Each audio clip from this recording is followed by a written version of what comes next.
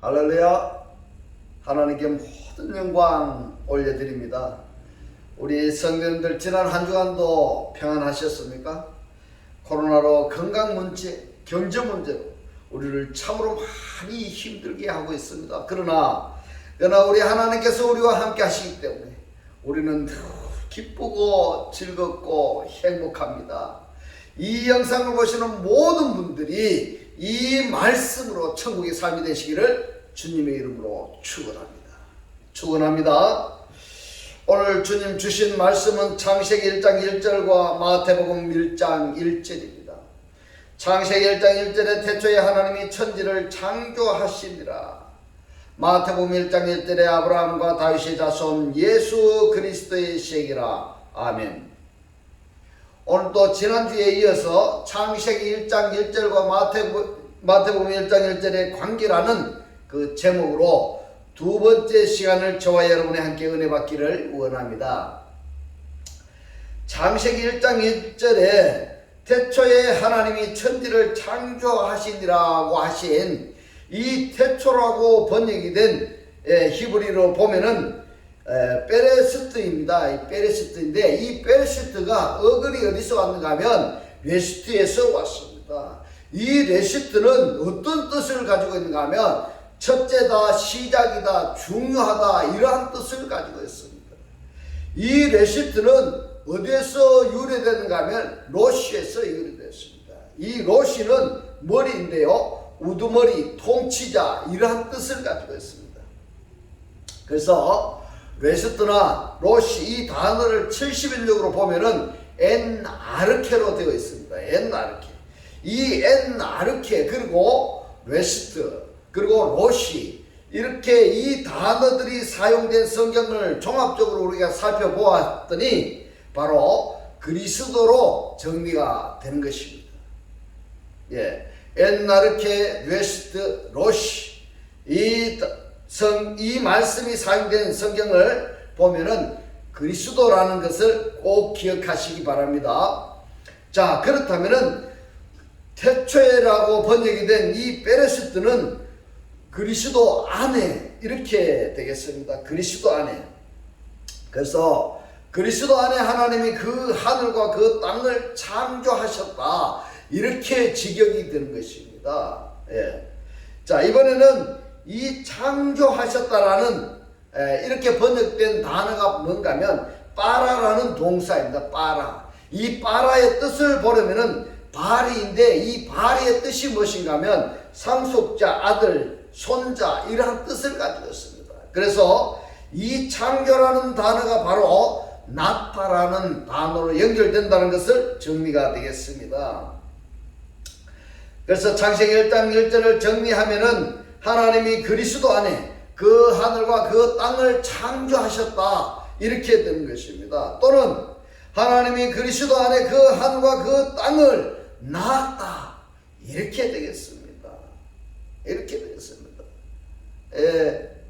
지금 이 말씀이 하늘과 땅이 이해가 안 되신다면은 조 앞전에 보면은 제가 창세기 1장 1절로 제가 설교해 놓은 것을 보시면은 하늘이 무엇을 이야기하고 땅을 무엇을 말씀하시는지를 알 수 있을 것입니다. 그래서 이 말씀을 구독을 누르시고 보시면은 하는 하나님의 말씀의 뜻을 이해하는 데 도움이 될 것이라 자료됩니다. 그러면은 이번에는 창세기 1장 1절이 마태복음 1장 1절로 연결된다는 것을 우리가 한번 살펴보겠습니다.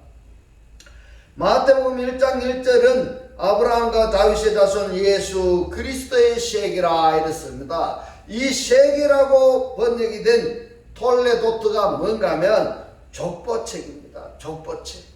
그러면은 예수 그리스도의 족보책으로 볼 것인가 아니면은 예수와 그리스도의 족보책으로 볼 것인가 하는 문제입니다.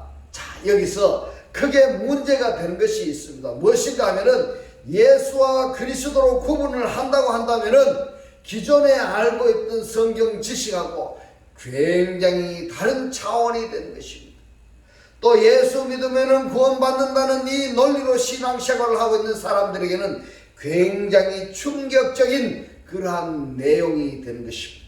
그래서 이 예수와 그리스도를 구별해야 된다는 그 논리는요, 다른 사람이 나에게 가르쳐줘서 내가 이해하는 수준이 아니라 성경에서 내 자신이 확증을 해야 되고, 확정된 그 사실이 나에게 사건화되어야 되고, 사건화되어진 그 사실을 다른 사람에게도 가르쳐 줄 수 있는 그러한 수준이 내가 되어야 되는 것입니다. 할렐루야. 이 그리스도라는 것은 바로 좀 전에 창세기 1장 1절에서 이 베레스트가 레스트라는 것을 우리가 확인을 해 보았습니다. 그러면은 이 레스트가 그리스도인데 창세기 1장 1절에서는 예수가 없습니다. 예수가 없습니다. 그리스도 안에다가 하나님이 하늘과 땅을 창조하셨다는 것입니다. 창조하셨다는 것입니다. 그리고 에베소서 1장 10절에서는 하늘에 있는 것이나 땅에 있는 것이 그리스도 안에서 통일되게 하려 하십니다. 어디에서요? 예수 안에서가 아니라 그리스도 안에서 통일되게 하려 하십니다. 하나로 모이게 된다, 이 말씀입니다. 그런데 이 예수가 없다는 말입니다. 예수가. 그래서 이 예수를 어떻게 볼 것이냐 하는 문제인 것입니다. 마태복음 1장 17절에 이런 말씀이 있습니다. 그런즉 모든 대수가 아브라함부터 다윗까지 14대요. 다윗부터 바벨론으로 이가할 때까지, 바벨론으로 이가할 때가 언제입니까? 포로로 잡혀갈 때까지입니다. 포로로 잡혀갈 때까지 14대요. 바벨론으로 이간 후에 그리스도까지 14대로라. 이렇게 얘기합니다. 누구로부터? 예수까지라고 이야기했습니까? 그리스도까지라고 말씀을 하셨습니까? 그리스도까지입니다. 그리스도까지 14대라고 이렇게 이야기하고 있습니다. 그러면은 여기서 예수는 어디에서 끝나느냐 하면은, 이 예수는 마태복음 1장 18절에 보면은 예수 그리스도의 나심은 이러하니라. 그 모친 마리아가 요셉과 정혼하고 동거하기 전에 성령으로 잉태된 것이 나타났더니, 이렇게 말씀하고 있습니다. 예수 그리스도의 나심은 어떻다고 지금 말씀하고 있습니까? 그 모친 마리아가 요셉과 정혼하고 동거하기 전에 성령으로 잉태되었다고 그랬습니다. 성령으로 임신했다는 것을 우리에게 알려주고 있습니다. 그러면은 이 요셉은 예수의 아버지일까요? 아버지가 아닐까요? 전혀 상관이 없습니다. 때문에 이 요셉과 예수도요, 어떤 혈통관계가 있는 것이 아니라는 사실입니다. 마리아의 몸을 빌려서 말씀이 육신으로 나타나신 분이 바로 예수라는 것입니다. 그래서 예수는 41대이고 요셉은 40대이고요. 그렇다면은 요셉과 예수는 혈통관계가 아니라는 이야기인 것입니다. 왜냐하면 대가 다르기 때문입니다. 대가 다르기 때문에. 그 다음에 그리스도는 42대인 것입니다. 예수가 그리스도로 발전되어야 되는데 대수가 다르다는 사실입니다. 예수는 아브라함부터서 육신의 족보가 예수까지 끝나는 것이고, 42대의 그리스도는 그 그리스도를 영접한 자로부터 영적 족보가 시작되는 것입니다. 영적 족보가 시작된다는 것을 이 말씀을 듣는 분들이 이해하시기를 주님의 이름으로 축원합니다. 마태복음 1장 1절에 보면은 예수와 그리스도의 계통을 말씀하실 때에 예수로는 아브라함부터 예수까지 육적 계통을 말씀하시는 것입니다. 아브라함부터 예수까지 육적 계통을 말씀하시는 것이고, 그리스도의 계통은 그리스도 이유를 말씀하시는 것인데, 그 그리스도를 영접한 자를 그리스도의 계통으로 보는 것입니다. 자, 내가 예수를 영접했습니까? 아니면 그리스도를 영접했습니까? 예수를 영접했다면 육적 계통이고, 그리스도를 영접했다면 그리스도의 계통, 영적 계통이 시작이 된다는 것입니다. 이처럼 예수와 그리스도를 구별하셨기 때문에 예수는 간단하게 표현해서 오해하기 쉬운 단어입니다만은 시작에 죽으러 오셨다. 죽으러 오셨다. 왜 죽으러 오셨는가 하면은 모든 사람의 죄를 구속하기 위해서, 죄를 구속하기 위해서 죽으러 오신 분이라는 것입니다. 그 죽으셨다가 부활하신 분이 누구냐? 부활하신 분이 바로 그리스도인 것입니다. 그러니까 예수 신앙은 죄를 구속되어지는 것입니다. 그 구속도 십자가에서 관할 당하시고 온몸에 물과 피를 다 쏟으신 그 예수를 믿을 때에 세상에 속한 사람이 진리의 말씀을 영접할 수 있는 자격이 주어지는 데까지가 누구의 사명입니까? 바로 예수의 사역인 것입니다. 예수의 사역이 거기까지인 것입니다. 그 다음에 예수 믿는 믿음으로 생명의 말씀을 영접할 수 있는 자격이 주어진 자는, 그 자격이 주어진 자는 반드시 그리스도를 영접해야 되는 것입니다. 할렐루야. 이 말씀을, 이것을 에덴 동산에 비유한다면 이렇게 됩니다. 에덴 동산 안에 있는 생명나무를 먹어야 된다는 결론이 되는 것입니다. 이 생명나무가 누구입니까? 바로 그리스도인 것입니다. 할렐루야. 여기까지 정리가 되었다면 이제 마태복음 1장 21절에는 뭐라고 말씀하시는가 하면 아들을 낳으니 이름을 예수라고 하셨습니다. 예수라 하라고 했습니다. 예수라. 그리고 마태복음 1장 23절에서는 이 아들을 임마누엘 누굽니까? 우리와 함께 하려 하심이라는 말씀으로 정리가 되는 것입니다. 이제 아들에 대한 문제인데요, 예수와 그리스도를 구분하는 말씀을 지금부터 확인해 보도록 하겠습니다. 먼저 이사야서 9장 2절로 6절에 보면은 흑암에 이랬습니다. 이 흑암에라고 번역이 된 바호세크는 뭔가 하면요, 흑암 안에서입니다. 흑암 안에서 행하던 백성이 큰 빛을 보았고 이랬는데요, 빛은 빛인데 큰 빛입니다. 큰 빛이. 이 빛이 창세기 1장 3절부터서 5절까지 말씀하신 바로 그 빛인 것입니다. 큰 빛을 보고 사망에 그려진 땅에 거하던 자에게 빛이도다 이랬습니다. 이것이 요한복음 1장 말씀을 하신 것입니다. 빛이 어두움의 빛이 돼 그 말씀인 것입니다. 3절에 주께서 이 나라를 창성케 하시며 그 즐거움을 더하게 하셨으므로 추수하는 즐거움과 탈취물을 나누는 때에 즐거움같이 그들이 주의 앞에서 즐거워하오.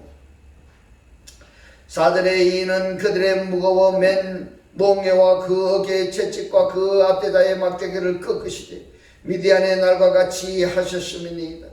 어질에 싸우는 군인의 갑옷과 피 묻은 복장이 불의 섭같이 사라지리니, 어디로부터? 흑암으로부터 해방되는 단계를 지금 말씀하고 있습니다. 흑암 안에 있던 우리를부터 그 우리를 해방하는 단계를 지금 말씀하고 있는 것입니다. 이는 한 아기가 우리에게 낳고, 한 아기가 누굽니까? 옐레드입니다. 옐레드가 우리에게 낳고 한 아들을 뺀을 우리에게 주신 바 되었는데 이랬습니다. 이사야서 9장 6절에 보면 한 아이가 누군가? 한 아이가 옐레드입니다. 옐레드가 우리에게 낳고, 이 말은 누구를 이야기하는가 하면은 이 말은 십자가에 죽으러 오신, 말씀이 육신으로 현현하신 예수를 말씀하시는 것입니다. 그리고 이사야서 9장 6절에 한 아들을 우리에게 주신 바 이랬는데, 이 한 아들을 원문을 보니까 뺀 것입니다. 뺀. 그래서 이 한 아이가 옐레드가 십자가에서, 이 한 아이가 누굽니까? 예수가 십자가에서 고난을 받으시고 부활하신 그리스도로 되신 것을 말씀하고 있는 것입니다. 분명하게 이사야서 9장 6절에서는 예언하시기를 용어를 달리 표현했지만은 그러나 그 내용을 볼 때는 예수와 그리스도를 분명히 구별하셨습니다.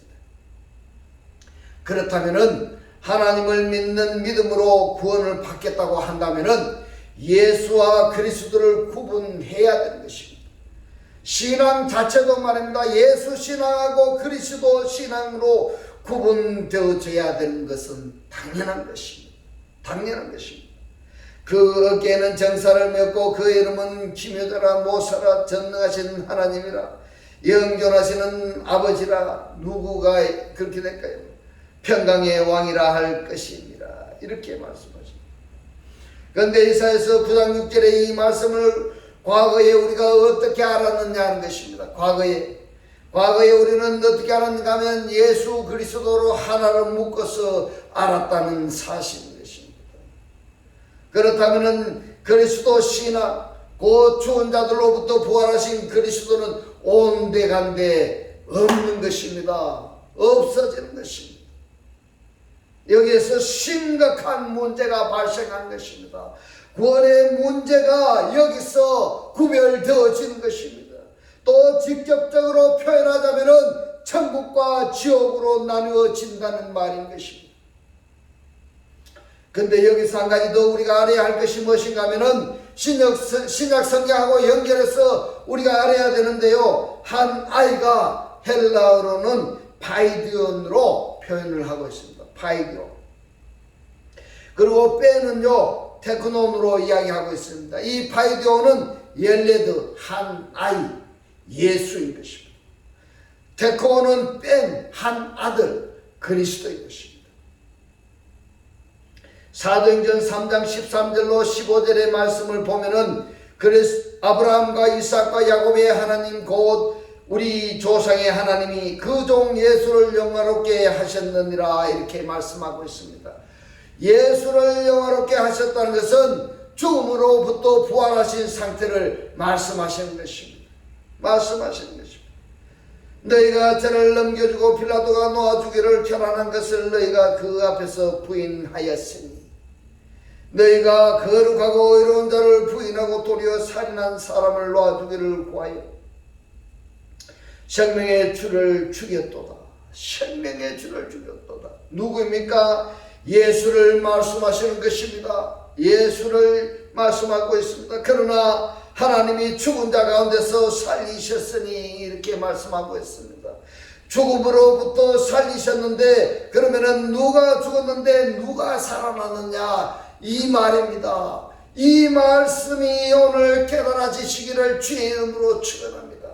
죽기는 누가 죽었는가 하면은 예수가 죽었는데 살아나는 것은 누군가 하면은 그리스도가 살아났다는 사실인 것입니다. 그리스도가 살아났다는 사실입니다. 이것이 사도행전 3장 13절에서는 하나님이 그 종 예수를 영화롭게 하셨다 말씀하시는 것입니다. 우리가 이 일의 증인으로다. 사도행전 3장 26절에 보면 하나님이 그 종을 세워 복 주시려고 너에게 먼저 보냈사 이랬는데 누구를 먼저 보냈습니까? 한 아이입니다. 한 아이를 보냈는데 이 한 아이가 누군가 하면은 바로 예수입니다. 예수입니다. 예수가 살아나셨다고 말씀하고 있습니다. 그런데 예수가 살아났다는 이 표현을 예수 그리스도는요 예수는 반드시 부활해서 그리스도가 되어야 된다는 이야기인 것입니다. 예수는 반드시 부활해서 그리스도가 되어야 된다는 것을 깨달으시기를 주의 이름으로 축원하는 것입니다. 이 그리스도가 재림하는 것이 그리스도가 그리스도 예수가 되는 것입니다. 부활하신 예수, 재림하신 예수, 이 부분이 이해가 안 되시는 분이 너무나 많을 것입니다. 그러나 걱정하지 마시기 바랍니다. 하나님이 언젠가는 이 말씀이 깨달아지기를 깨우쳐 주실 것이라고 저는 생각합니다. 너희로 하여금 돌이켜 각각 그 악함을 버리게 하셨느니라. 오늘 이 말씀을 정리하면 그렇습니다. 이사야서 9장 6절에 한 아이가 우리에게 낳고는 십자가 고난을 받으시고 탄생하신 바로 예수인 것입니다. 그리고 이사야서 9장 6절에 한 아들 빼는 한 아이가 죽은 자들로부터 부활하신 그리스도를 말씀하고 있습니다. 성경은 분명히 우리에게 말씀합니다. 41대 독생자 예수와 42대 마다를 이신 그리스도로 정확하게 구분하고 있습니다. 그래서 파이디온이 누굽니까? 한 아이입니다. 한 아이가 누굽니까? 예수입니다. 예수가 십자가에 죽으러 오신 바로 이 예수가 파이디온은 소자 예수라고 말씀하고 있습니다. 그 말씀에 대해서 있는가 하면은 사도행전 3장 26절에서 말씀하고 있습니다. 하나님이 소자 예수를 너에게 먼저 그리스도로 부활케 하사 성령의 처음 익은 열매, 잠자는 자들의 첫 열매, 부활의 첫 열매가 되게 하셨습니다.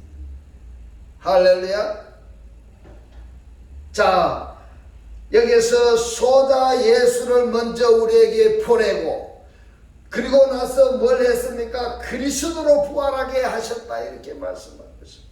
만약에 예수가 십자가의 고난을 당하시고 그리스도로 부활하지 아니했다 한다면은 그 그리스도는 부활의 첫 열매가 될 수가 없는 것입니다. 부활의 첫 열매. 꼭 그리스도를 우리가 영접했다고 한다면은 그 그리스도와 연합체가 되어졌다고 한다면은 그리스도를 영접한 자도 부활의 첫 열매가 되었다는 것입니다. 잠자는 자들의 첫 열매요 처음 익은 열매에 우리가 포함이 된다는 사실을 깨달으시기를 주의 이름으로 축원하는 것입니다. 이것을 단수에 의해서 복수가 된다는 말씀으로 연결이 되는 것입니다. 사도행전 3장 26절에 그를 보내시며 너희를 복되게 하사, 이 말씀은 계시록 20장 6절에 이 첫째 부활에 참여한 자들은 복이 있고 거룩하도다. 아멘. 아멘. 그를 보내시며 이랬는데 누구입니까? 너희를 복되게 하사. 이 말씀은 부활하신 그리스도에 참여한 자들입니다. 부활하신 그리스도에 참여한 자입니다. 그리스도와 영접해서 그리스도와 하나 된 사람들입니다. 소자 예수를 십자가의 고난을 받게 하시고 그리스도로 부활하게 하셔서 우리에게 보내요 이랬습니다. 보낸다는 이 말이 뭡니까? 파송하는 것입니다. 파송하신 그 그리스도를 영접한 자들을 복되게 하셨습니다. 할렐루야. 복되게 하셨다는 것은 영광스럽게 하셨다는 것이고, 영광스럽게 하셨다는 것은 부활체의 연합체가 되는 것입니다. 그를 영접한 자들을 복되게 하셨습니다. 첫째 부활에 참여케 하셨다는 말씀인 것입니다. 이것이 약에서 각각 돌에 서게 하신 사건인 것입니다. 창세기 1장 2절 상황에서 창세기 1장 1절의 존재가 되게 하신 것입니다. 이것이 마태복음 1장 1절의 육신의 족보는 예수로 끝나고 그리스도의 족보로 포함이 된 사람입니다. 마태복음 1장 1절 예수 그리스도의 세계라 할 때에 예수는 육신의 족보를 이야기하는 것이고 그리스도는 영적 족보를 이야기하는 것인데, 이 그리스도에 포함된 자들이 바로 창세기 1장 1절인 것입니다. 할렐루야. 때문에 창세기 1장 1절은 마태복음 1장 1절에 예수 그리스도의 톨로데트 중에 그리스도의 톨레도트 족보에 속한 자들이 바로 창세기 1장 1절인 것입니다. 이것을 간단하게 표현해서 창세기 1장 1절에 그리스도에 속한 자들, 그리스도 안에 속한 자들, 바로 마태복음 1장 1절이다 하는 것을 간단하게 정리가 되겠습니다. 이것을 요한복음 17장에서 예수께서 최후 만찬 석사인 것입니다. 십자가의 고난을 당하시기 바로 직전에 우리들을 위해서 중보기도를 하신 것입니다. 그 중보기도가 이루어진 상태가 누굽니까? 예수 그리스도 족보에 속한 것입니다. 곧 부활의 첫 열매의 연합체들이 되는 것입니다. 때문에 아이와 아들을 구분해야 되는 것이고 독생자와 맏아들을 구분해야 되는 것입니다. 마태복음 1장 1절에서 아브라함과 다윗의 자손 예수 그리스도의 세라고 하신 이 말씀은 예수가 그리스도 되는 족보를 말씀을 하시는데, 이 그리스도에 속한 그들이 바로 창세기 1장 1절의 베레스트 상태인 것입니다. 그러면은 이 베레스트 상태가 되기 이전에는 어떠했느냐? 바로 창세기 1장 2절의 상태인 것입니다. 창세기 1장 2절이 어떠한 단어들이 나오는지를 한번 생각해 보십시오. 기품이라는 태움이 나오고요, 어둠이라는 호세크, 보후, 공허, 토후, 혼돈, 이러한 단어가 나오죠. 이러한 지옥의 삶인 것입니다. 구원받지 못한 삶인 것입니다. 이러한 상태에 있던 첫사람 아담의 후손들을 창세기 1장 1절 그리스도 안에 속한 자가 되게 하시려고 창세기 1장 3절에 빛이 있으라 말씀하시는 것입니다. 빛이 있으라, 빛이 있으라 말씀하시는 것입니다. 오늘 이 영상을 보고 듣는 모든 분들이 오늘 이 말씀이 깨달아지셔서 그리스도 안에서 빛된 천국의 삶들이 다 되시기를 주님의 이름으로 축원합니다. 축원합니다. 기도드리겠습니다. 할렐루야. 하늘들 안에 계신 우리 아버지, 오늘 주님 주신 말씀 마태복음 1장 1절에 예수 그리스도의 세계라 할 때 예수는 육신의 족보를 이야기하는 것이고 그리스도는 영적 족보를 이야기하는 것인데, 이 그리스도에 포함된 자들이 바로 창세기 1장 1절 태초에라고 깨닫게 하신 주님 고맙고 감사합니다. 주님께서 깨닫게 하신 이 말씀대로 그리스도와 한 몸이 되고 한 떡이 되고 한 영이 되게 하셔서 말씀의 실체로 사라지게 하옵소서. 감사드리며 우리를 구원하신 주 예수 그리스도 이름으로 기도드리옵나이다. 아멘. 축도드리겠습니다. 지금은 우리 주 예수 그리스도의 은혜와 하나님의 극진한 사랑과 성령의 감동 감화 교통하심, 그리스도 안에서 영적 족보로 살기를 원하는 모든 성도들과 그 가정과 직장과 사업과 자녀들 머리 위에 지금부터 영원토록 함께 있을지어다. 아멘.